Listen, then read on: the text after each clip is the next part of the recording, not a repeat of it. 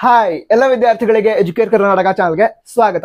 Second PUC science ವಿದ್ಯಾರ್ಥಿಗಳಿಗೆ practical exam start ಆಗಿದೆ. ಈಗ ನಿಮ್ಮಲ್ಲಿ ಯಾವ್ದಾದ್ರು ವಿದ್ಯಾರ್ಥಿಗಳು ಯಾವ್ದಾದ್ರು ವಿಷಯದ ಪ್ರಾಕ್ಟಿಕಲ್ ಎಕ್ಸಾಮ್ ಅನ್ನ ಅಟೆಂಡ್ ಮಾಡಿ ಪ್ರಾಕ್ಟಿಕಲ್ ಎಕ್ಸಾಮ್ ಅನ್ನ ಆಲ್ರೆಡಿ ಬರ್ದಿದ್ರೆ ವೈವಾದಲ್ಲಿ ಯಾವ್ಯಾವ ಕ್ವಶನ್ಸ್ ಅನ್ನ ಕೇಳಿದ್ದನ್ನ ಕಮೆಂಟ್ ಬಾಕ್ಸ್ ಅಲ್ಲಿ ಬರೀರಿ. ಇದರ ವಿದ್ಯಾರ್ಥಿಗಳು ಹೆಲ್ಪ್ ಆಗುತ್ತೆ. ಓಕೆನಾ? ಸರಿ, ಈಗ ಎಕ್ಸಾಮ್ ನಲ್ಲಿ ವಿದ್ಯಾರ್ಥಿಗಳು ಮಾಡೋ ಮಿಸ್ಟೇಕ್ಸ್ ಟೆನ್ಷನ್ ಇದ್ದಾರೆ. ಅಂದ್ರೆ ಚೆನ್ನಾಗಿ ಪ್ರಿಪೇರ್ ಆಗಿರ್ತಾರೆ, ಬಟ್ ಎಕ್ಸಾಮ್ ಅಲ್ಲಿ ಟೆನ್ಷನ್ ಮಾಡ್ಕೊಂಡು ಅಂದ್ರೆ ಎಕ್ಸಾಮ್ ಅನ್ನ ಸರಿಯಾಗಿ ಮಾಡಲ್ಲ. ನಾನು ಕೂಡ ಅಂದ್ರೆ ಎಕ್ಸ್ಟರ್ನಲ್ ಎಕ್ಸಾಮಿನರ್ ಆಗಿ ಪ್ರಾಕ್ಟಿಕಲ್ ಎಕ್ಸಾಮ್ ನಡೆಸೋ ಸಂದರ್ಭದಲ್ಲಿ ಅದೇ ರೀತಿ ಬೇರೆ ಲೆಕ್ಚರರ್ ಕೂಡ ಅಂದ್ರೆ ನಮ್ಮ ಜೊತೆ ಇರಬೇಕಾದ್ರೆ ಆ ಸ್ಟೂಡೆಂಟ್ ಚೆನ್ನಾಗಿದ್ದ, ಬಟ್ ಏನು ಮಾಡೋದು, ಟೆನ್ಷನ್ ಮಾಡ್ಕೊಂಡು ಮಿಸ್ಟೇಕ್ ಮಾಡಿಬಿಟ್ಟ ಅಂತ. ಸೊ ಟೆನ್ಷನ್ ಇದ್ದಾನೆ ಮಿಸ್ಟೇಕ್ ಮಾಡೋದು, ಆ ರೀತಿ ನೀವು ಮಾಡೋದಕ್ಕೆ ಹೋಗ್ಬೇಡಿ. ಯಾಕಂತ ಹೇಳಿದ್ರೆ ಅಲ್ಲಿರುವಂತಹ ಎಕ್ಸಾಮಿನರ್ಸ್ ನಿಮಗೆ ಎಕ್ಸಾಮ್ ನಡೆಸ್ತಾ ಇರ್ತಾರಲ್ವಾ, ಅವ್ರ ಮನಸ್ಸಲ್ಲಿರೋದು ಯಾವ ಕಾಲೇಜ್ ಸ್ಟೂಡೆಂಟ್ ಬೇಕಾದರೂ ಆಗಿರಲಿ, ಎಕ್ಸಾಮ್ ಚೆನ್ನಾಗಿ ಮಾಡಲಿ ಆ ರೀತಿನೇ ಇರುತ್ತೆ.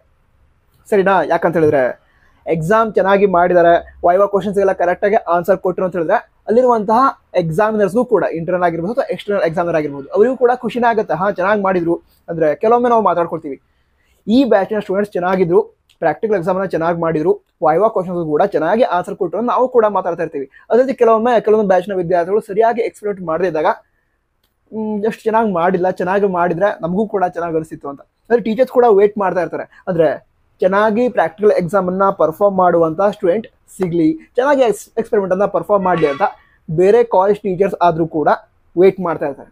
ನಂತರ ವಿದ್ಯಾರ್ಥಿಗಳಿಗೆ ಸಾಧ್ಯ ಆದಷ್ಟು ಮಾರ್ಕ್ಸ್ ಸಿಗ್ಲಿ ಅಂತ ಅವರು ಕೂಡ ಅಂದ್ಕೊಳ್ತಾ ಇರ್ತಾರೆ. ಅಂದ್ರೆ ಮಾರ್ಕ್ಸ್ ಕೊಡೋದಕ್ಕೂ ಕೂಡ ಖುಷಿನೇ ಇರುತ್ತೆ, ಬಟ್ ಫ್ರೀನಲ್ಲಿ ಕೊಡಲ್ಲ, ನೀವು ಚೆನ್ನಾಗಿ ಮಾಡ್ಬೇಕು.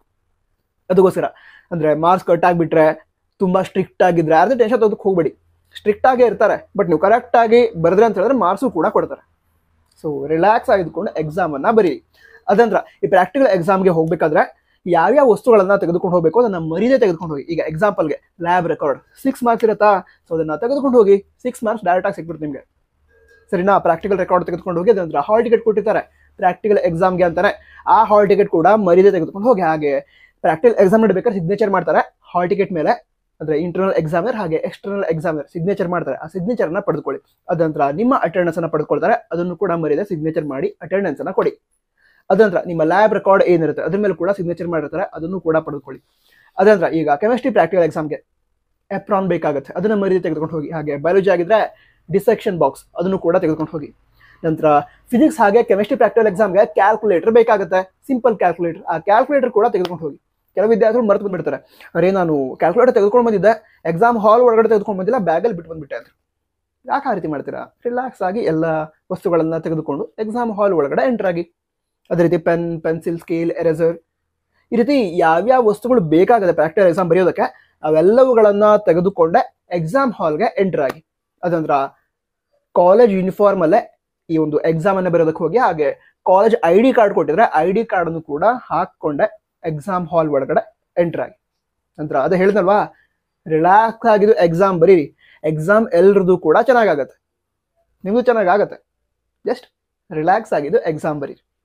ಇದೊಂದೇ ಅಲ್ಲ, ಫೈನಲ್ ಎಕ್ಸಾಮ್ ಏನಿದೆ ಅವಾಗಲೂ ಕೂಡ ರಿಲ್ಯಾಕ್ಸ್ ಆಗಿರಿ. ಯಾಕಂತ ಹೇಳಿದ್ರೆ ನಾವು ಯಾವಾಗ ರಿಲ್ಯಾಕ್ಸ್ ಆಗಿರ್ತೀವಿ ಆವಾಗ ನಮ್ಮ ಮೈಂಡ್ ಚೆನ್ನಾಗಿ ವರ್ಕ್ ಮಾಡುತ್ತೆ.